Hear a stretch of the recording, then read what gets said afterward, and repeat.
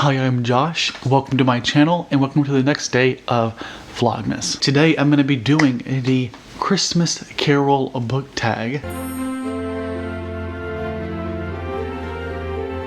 This was created by someone, I don't remember who, but they're tagged below and hopefully above too. I decided to do this tag, one, because it's the Xmas season or the holiday season, and I'm a big fan of A Christmas Carol. I've gotten into a tradition the last few years of trying to reread it, and I'm pretty sure it might be one of the questions in this, so spoilers, but I really just love reading that story because it has everything I love. Has a hint of like gothic horror, but also time travel, and I absolutely adore that kind of stuff. It's one of my favorite stories, and I love rereading it every year. So without further ado, let's go ahead and get started. Question 1. The Ghost of Christmas Past, a book that was a childhood favorite, and that is A Magic Tree House.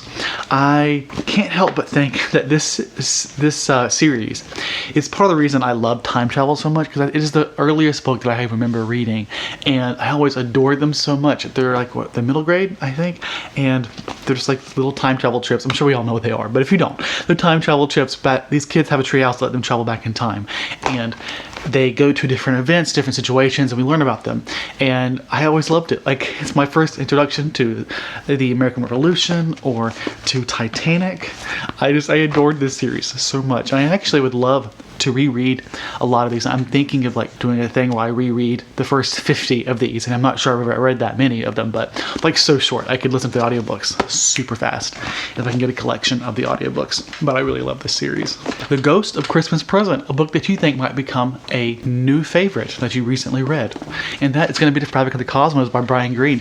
I have a whole vlog with the majority of which I'm reading just this with a couple other books, and I talk about how much I absolutely adored this because it was the epitome of everything I love in cosmology, from the nature of existence to time and space, how it all comes together. It's just so much fun. Sure, it's a lot of information, but it is just so, like, it's a mindfuck, and I love it so much. That's why I love cosmology. The Ghost of Christmas Yet to Come, a book coming out next year that you're excited to read. And well, naturally, I must say, Across the Across the Green Grass Fields, book 6 of the Wayward Children series by Shauna McGuire. I love this series. In fact, I am planning on dedicating like a full week of rereading all the past books, which I've yet to reread. I'm pretty sure this series might be like my favorite series of all time. Bah Humbug, a book that everyone else seems to love that you just can't stand. And well, this one, maybe not everyone loves this, but I really can't stand this. The 7.5 Deaths of Evelyn Hardcastle. So much about this that I hate it. The writing, the characters. I did not like our main character. I felt like his arc was not paid off. I felt like all the characters were just caricatures, which it's almost like we're playing Clue, and he just had to get all the characters to fit a certain dynamic, and there weren't much depth there. And then we find out what's going on.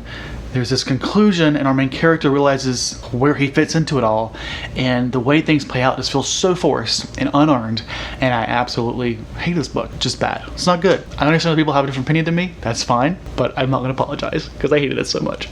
Bah Humbug. Nope, that's not right. Bob Cratchit, an old dependable book that you can always recommend. And for this, I had to go with 3 of my favorite books of all time in a range of different genres, almost whatever range. The first one's going to be A Middle Game, which I've read 3 times now, and I could read this again. I love it. Please read it. I know it's got mixed reviews, but I feel like if you're one of those people who love it, you don't want to miss it. It's just, it's worth the risk. Come on, it's so good. It's so good in my not so humble opinion. Next up is Maya Angelou's I Know When the Caged Bird Sings, and this one, again, absolutely love it, and I'm pretty sure this is pretty universally praised, so if you haven't read this, you absolutely should. It is her first of her set of memoirs. Of course, you don't have to read the others to be able to appreciate this. This is like the first 17 years of her life. It's really well written, so beautiful, and it's so good. I absolutely recommend it. Now, I'm not usually someone to give trigger warnings, but I should say there's a lot of dark things that go on in this book, and if that's something you're worried about, you might want to look that up to be prepared. Because while I say it's beautiful for a range of reasons, and that's not to say that it is a purely happy book. And then finally, 11/22/63 by Stephen King. And again, I know this gets mixed reviews, but I love it. It's the epitome of what I love, which is great characters and time travel and a bit of horror. I love it so much. I just finished Brandon Sanderson's Way of Kings, and I'm asking myself, does this need to be this long? And I know this does not have to be this long. This book is basically like a series of stories all chunked together to make one bigger narrative, and some of those side stories do not need to be there. That said, I love it. I think it's like a roller coaster. You don't go in here for necessarily a full cohesive story.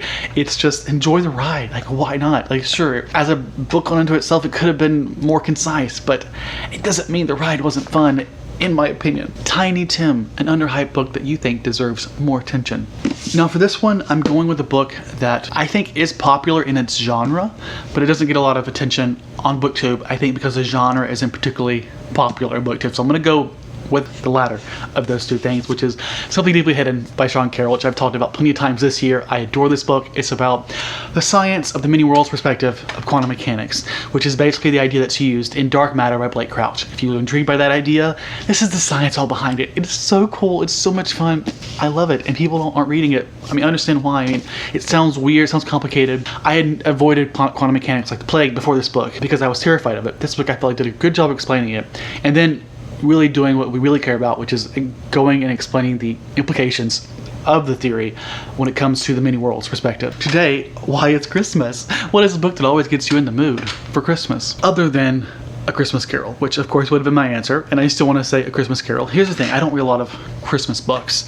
I did last year. I specifically bought Christmas books for the season, and I read some things like The Afterlife, Holly Chase, something about like a historical fiction making of Christmas Carol. All I know is that none of them, I can't recommend those. I don't like those. Holly Chase book was, I guess, fun, but it just wasn't my cup of tea. I did not like it, the writing or the characters, even if the premise was really fun. So I'm gonna go with one that again isn't like an all-time favorite or anything, but one that I can't help but associate to the winter season, which is Chronicles of Narnia by C.S. Lewis. With that said, I still don't know if it fits very well as prompt because I read it in high school and I'm reading it again now, but I don't really have a lot of options to choose from, so this is the best we got. The Muppet Christmas Carol, your favorite adaptation of A Christmas Carol. I think I'm a fake fan because I really haven't watched that many of adaptations. I think the one I'm going to go with here is Jim Carrey's adaptation, just because it's the one I've watched most times.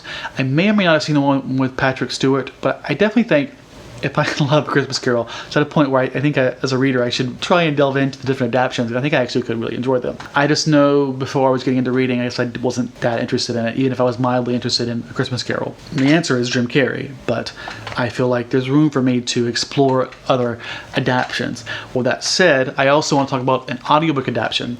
That is where I think all the beauty, all the amazingness there is to listen to in A Christmas Carol. There's such a range of options because it's a classic that's just been performed by so many people.